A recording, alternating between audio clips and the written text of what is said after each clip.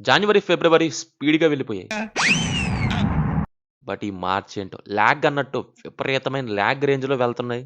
ఎందుకంటారు? మీకు అలాగే అనిపిస్తుందా?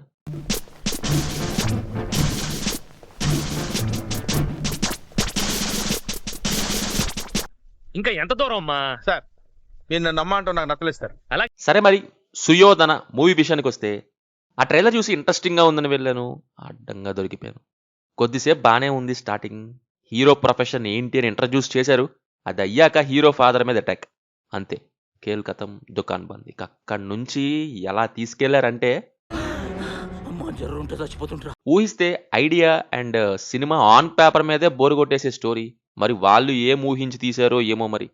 ఫస్ట్ హాఫ్ రన్ టైం కొద్దిగా తక్కువ అవ్వటం వల్లో లేక హీరో ప్రొఫెషన్ మీద ఎక్కువ చూపించడం వల్లో బోర్ మాత్రమే కొట్టింది. కానీ సెకండ్ హాఫ్ అయితే చిరాకేసింది. ఏదో ఒకటి చెప్పి ఆ కిల్లని రివీల్ చేస్తారులే కదా! అదేదో కొద్దిగా త్వరగా చేసేయండి. లేకపోతే కావాలంటే నా జేబులో ₹6 ఉన్నాయి, తీసుకో. ఇక్కడ అది చాలకపోతే ₹1/2 కింద ఆశా చాకలెట్ ఉంది అక్కడ. ఏంటక్కడ?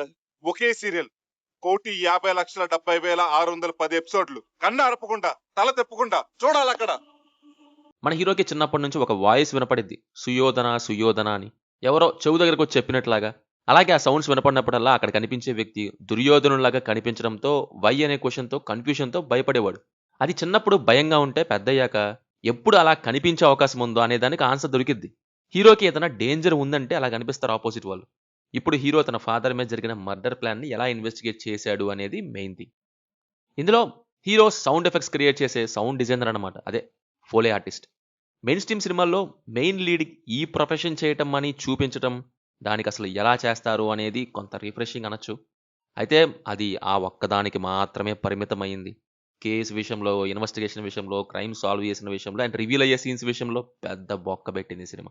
సీరియల్ రేంజ్‌లో ఎగ్జిక్యూట్ చేసినట్టు ఉంటది. సీరియల్స్‌లో ఏదైనా క్రైమ్ జరిగిందనుకో ఆర్ హీరో ఏదన్నా కనిపెట్టే పోర్షన్స్, ఇంకా విలన్ రివీల్ అయ్యాక ఆహా! మొత్తానికి కనిపెట్టావు అని హిస్టరీ అంతా చెప్పే పోర్షన్స్ ఎలా ఉంటాయో యాజ్ ఇట్ ఈజ్ అలాగే ఉంటాయి. ఇంకా ఆ ట్విస్ట్ అయితే రాడ్డో, రాడ్డస్య, రాడ్డో బిహాన్. అసలు మినిమమ్ ఇంట్రెస్ట్ కూడా క్రియేట్ చేయనివ్వలేదు క్రైమ్ కేస్ విషయంలో. మీ ఇష్టం వచ్చింది చేసుకోండి. బట్ త్వరగా రివీల్ చేస్తే నేను పోతా అనే సినిమా అంతా. అండ్ మధ్యలో ల్యాగ్ మ్యాక్స్ లవ్ స్టోరీ ఒకటి. రాయండి రన్ టైమ్ కోసం, కుక్కేయకండి. అసలు ఏ కథల్లో లవ్ స్టోరీ పెట్టాలి, ఎందుకు పెట్టాలో మనోళ్ళకి తెలియట్లేదు. డైరీతో లింక్ చేస్తారు హీరోయిన్‌ని. అది ఎలా అయినా పెట్టొచ్చు. ఆహా! హీరోయిన్‌తోనే చెయ్యాలి. అప్పుడే రన్ టైమ్ కోసం లవ్ స్టోరీ చేయడానికి పాసిబుల్ అయ్యిద్ది అని. ఫస్ట్ ఈ థాట్స్ పూర్తి చేయాలి ఫిల్మ్ మేకర్స్. ప్రతి కథల్లో లవ్ స్టోరీస్ ఎందుకండి? ఆపేయండి. పర్ఫార్మెన్సెస్ వైస్ ఏదో రెమ్యునరేషన్ తీసుకున్నాంగా, చెయ్యక తప్పదు కదా అన్నట్టే నీరసంగా చేశారు అందరూ. బీజీఎం అండ్ సాంగ్స్ ఎందుకొస్తాయో తెలీదు, ఎప్పుడొస్తాయో తెలీదు. ఫైనల్లీ 'సుయోధన'లో ఏముందో అని శోధన చేసి రోదన పడాల్సొచ్చింది నేను.